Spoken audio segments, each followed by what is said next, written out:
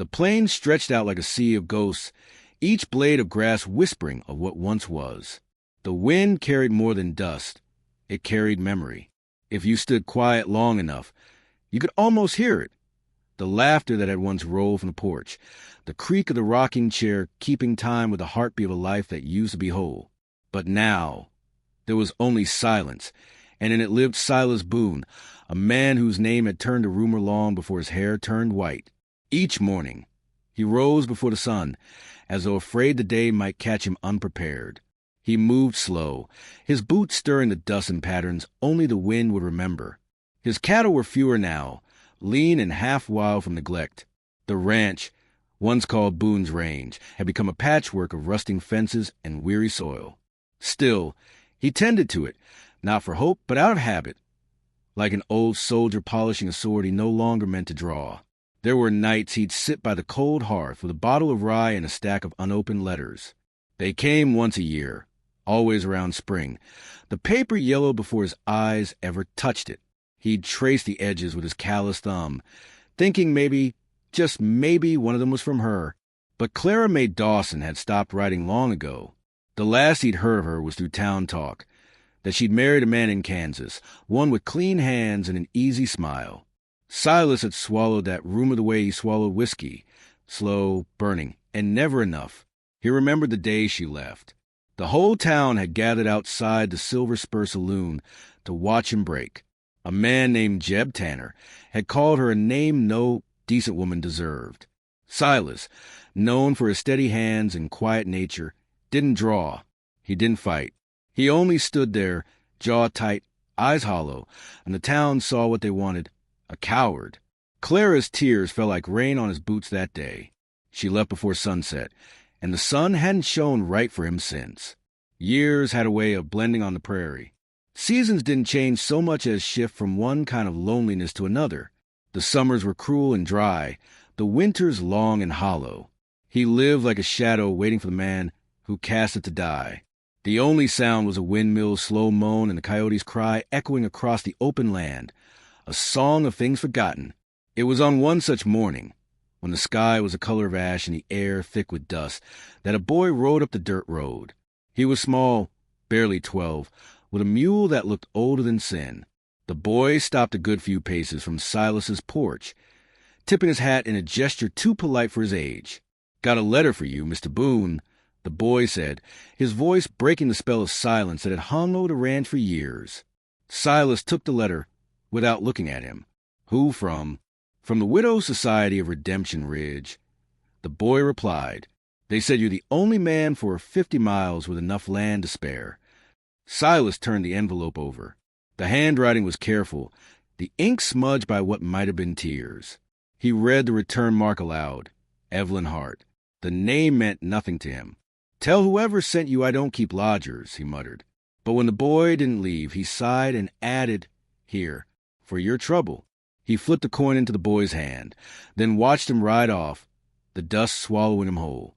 That evening, Silas sat on the porch, the letter still unopened beside his whiskey. The wind had died, leaving a silence so deep it pressed against his ears. He picked up the letter at last, tore it open, and read. The words were simple. "We are 7 widows, left without a home. The fire took our town, our church, and every man we buried there. We ask not for charity, but for shelter, till the frost breaks and the land softens again." He read it twice, then 3 times, before setting it aflame with the stub of his cigar. The paper curled, blackened, and vanished into the night air. He told himself he didn't care, that he'd long stopped being the sort of man who answered the call of the desperate. But when he went to bed, sleep wouldn't take him. He dreamed of fire that night. In it, he saw women with faces like ghosts, their dresses torn, their eyes bright with sorrow. They called to him, not in words, but in something deeper, older. He woke in a sweat, the sound of rain against the roof like the echo of those voices. The next day brought clouds, thick, dark, and heavy with promise. He worked the fields as thunder rolled in the distance, the air electric with the scent of rain and earth. By late afternoon, the storm broke open. Sheets of water fell from the sky, turning dust to mud in minutes. Silas stood in it, arms open, letting it soak through to his bones. It had been so long since anything had touched him that wasn't loneliness. That was when he saw them. At first, they looked like a mirage, shadows moving through rain, the shapes of horses and wagons shimmering against the horizon. He blinked hard, but the vision didn't fade. 7 wagons, each drawn by a pair of worn-out Mars, crept along the ridge. Their wheels sank in the mud, their riders cloaked and bowed by the storm. As they drew closer, the sound of hooves and rattling chains filled the air, cutting through the downpour like an Oldham. Silas felt his pulse quicken. He stepped forward, rain slapping his face, his hat brim dripping. He couldn't make out the faces until the lead wagon stopped a few feet from him, and a woman stepped down. She was tall, her coat clinging to her form, dark hair plastered to her cheeks. A thin scar traced from her temple to her jaw, like a line drawn by a trembling hand. Her eyes met his, steady, unflinching, the kind of eyes that had seen too much and stopped fear what came next. "Mr. Boone?" she asked, voice low but sure. He didn't answer. He just stared, unable to decide if he was looking at flesh or ghost. "I'm Evelyn Hart," she said. "You got our letter." "I burned your letter," he replied, harsher than he meant to. His voice sounded strange and used like gravel underfoot. "Then you read it," she said simply, and the faintest smile ghosted across her lips. Behind her, 6 other women waited in silence, each soaked, each carrying what little they had. A bundle, a cross, a child's locket clutched tight. Lightning cracked across the sky, illuminating their faces in flashes. Grief, hunger, stubbornness. They were beautiful in the way ruins are beautiful. Broken, but standing. Silas took a step back. "This land's no place for anyone. You'll find nothing here but wind and regret." "Then it'll feel familiar," Evelyn said. She climbed back onto her wagon and nodded to the others. "We'll make camp by the barn. We won't trouble you more than the rain already has." He opened his mouth to protest, but the words froze on his tongue. The thunder rolled again, closer this time, shaking the earth beneath them. Evelyn turned to the others, her voice rising above the storm. "Keep the children dry. Ruthie, mind the horses."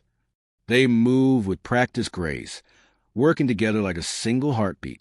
Silas watched as they led the wagons into the yard, the storm swallowing them whole. Something inside him, something long buried, shifted. He wanted to yell, to send them away, to keep the silence that had become his only friend. But instead, he found himself walking toward the barn, boots sinking in the mud. Lightning split the sky one last time, bathing the ranch in white fire. In that flash, he saw Evelyn turning toward him, her hand raised as if to steady him or herself. He couldn't tell which. Their eyes met again, and for a breath, the world held still. The thunder came down like a gunshot. The horses screamed. And in that moment, as the wind tore through the valley, Silas Boone heard something he hadn't heard in nearly 2 decades, his own voice breaking through the storm. It wasn't a shout nor a cry, but something caught between them, a sound that carried all the years of dust and silence, all the words left unsaid. It tore from his chest like the first crack in an old stone wall, letting in a sliver of light. And beneath that furious, rain-soaked sky, the widows of Redemption Ridge came to stay. Of course.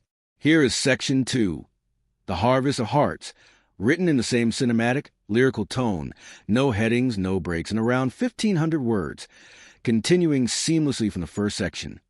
When morning came, the storm had gone, leaving the land rinsed clean as if the sky had tried to make amends. The air was soft and heavy with the smell of wet earth. Steam rose from the fields where the rain had lingered in shallow pools, and the world felt quieter than it had any right to. Silas Boone stood at his doorway, hat in hand, watching the widows emerge from the barn like spirits made flesh. Their clothes were damp, their faces pale from exhaustion, but there was something about the way they moved, slow, deliberate, unbroken, that unsettled him more than any ghost could. He hadn't meant to let them stay. He'd told himself it was only for the night, until the roads dried. But as dawn spread gold over the hills, they were still there, and something inside him didn't protest. They brought warmth with them, small, ordinary warmth that made the emptiness tremble. A kettle whistling, the scent of biscuits baking, laughter, low and uncertain, carried from a barn. The ranch had been silent for so long that even the sound of their footsteps across the porch felt like music. Evelyn Hart was the first to speak to him that morning. She stood in the doorway with sleeves rolled to her elbows, her scar catching the sun. "Your well's near dry," she said simply, "and the fences by the east pasture are down. We'll mend them. No sense sitting idle." He wanted to argue that this was his land, his ruin, his solitude.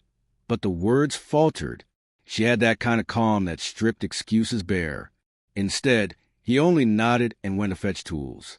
By noon, the widows had scattered across the property, sleeves rolled, skirts tied, their laughter rising over the sound of hammers and creaking boards. It was strange, seeing them there, these women from a burned town rebuilding a man's forgotten one. Each carried her own sorrow like a locket close to the heart. Ruthie Bell, small and birdlike, hummed hymns under her breath as she swept the porch, her voice so soft it made the air lean closer. Maggie Flynn, with hair the color of rust and a tongue like a whip, fixed the broken hinges of the corral while telling jokes too sharp for daylight. Hattie Crow moved through the house like she'd been born to it, rearranging rooms with quiet authority until the place seemed almost lived in again. June Hollis, the youngest, sang to the cattle as if they were children. Pearl Dutton cooked enough stew for an army, though no one asked her to. And Nora Lee, whose hands shook when she wrote, spent evenings copying verses from a water-stained book of psalms onto scraps of paper she left by the window. Silas watched all this from a distance, uneasy in his own home. He wasn't sure what unsettled him more, the way they filled the silence or the way he didn't want it back. For so long, he had measured his worth by what had left him. Now, for the first time, something had stayed. But the world beyond the ranch had not changed. The town of Coyote Bend was built on gossip, and gossip was a hunger that fed itself. By the end of the week, men at the Silver Spur were already talking. Boone's turned his ranch into a widow's den, they said, laughing into their mugs. Man's making up for lost time. The words rode the wind back to him, sharp as thorns. When Silas went into town for supplies, conversation stopped like shutters in a storm. A few men nodded politely, most didn't. He felt the weight of their stares, mocking, knowing. The same eyes that had once called him a coward now found a new name to pin on him. That evening, he came home dark with anger, slamming the gate behind him. Evelyn was waiting by the barn, lantern in hand, her expression unreadable. "They're talking," he said, calling this place a sin. She looked at him for a long time, the lantern light flickering in her eyes. "They talked when you stood your ground," she said softly. "They talked when you didn't. Seems to me their words don't much care for truth, only noise." He stared at her, jaw tight. "You don't understand. They'll never let it go. I understand better than you think." Her voice didn't rise, but something in it steadied him. "You left the world because you feared its tongue. Don't let it own you again." Silas turned away, but her words followed him like the echo of thunder long after the storm has passed. That night, he lay awake listening to the sounds of life around him. Pots clinking, laughter muffled by walls, a hymn sung half asleep. The loneliness he had worn like armor began to feel too heavy to carry. Days turned into weeks. The widows became part of the land itself, their routines woven into its rhythm. They cooked, mended, planted, and sang. The ranch, once gray and breathless, began to bloom. Wildflowers rose where nothing had grown for years. Even the cattle grew fat and restless. Sometimes, Silas would catch Evelyn standing by the fence at dusk, her face turned to the wind, eyes closed as though she were listening to something only she could hear. He found himself watching her longer than he should, how the sunset painted her hair in gold, how her stillness made the world seem softer. There was no talk of love, not in words, but it moved between them like a current, slow, unseen, inevitable.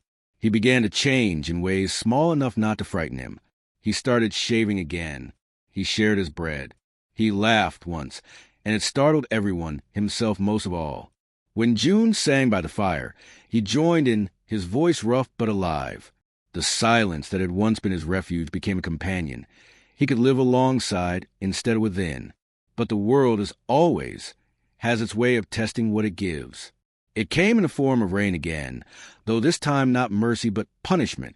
The river that curved past the ranch swelled after 3 days of relentless downpour. On the fourth night, the banks broke. The flood came fast, dark water racing through the fields, tearing fences from the earth. Cattle cried out, trapped in the current. The widows scrambled to save what they could, hauling wagons to higher ground. Silas was already in the storm before anyone could stop him.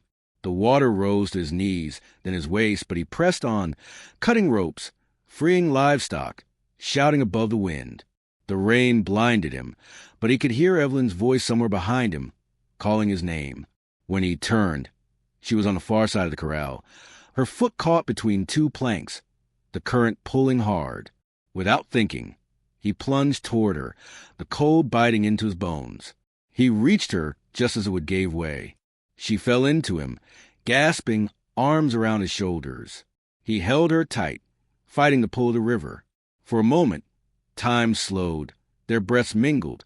The world shrank to the sound of water and heartbeats. He carried her toward the barn, his strength failing but his resolve unbroken. When they stumbled through the door, soaked and shaking, the others rushed to them, wrapping blankets, lighting lanterns. Outside, the storm howled. Inside, Silas sat beside Evelyn, her hand trembling in his. Their eyes met, and something unspoken passed between them. Something vast, fragile, and holy. The ranch might break. The land might flood, but something in him had found root that could not be washed away. By dawn, the rain had ceased. The river withdrew, leaving mud and ruin in its wake. But the ranch still stood. The town came riding out to see the damage. They found Silas there, shoulder to shoulder with 7 widows, rebuilding what the flood had taken. No one dared speak against him then, not when they saw the way he worked, the way she looked at him. For the first time in 20 years, they called him brave. Silas said nothing. He only lifted another beam into place, his body aching, his heart quiet.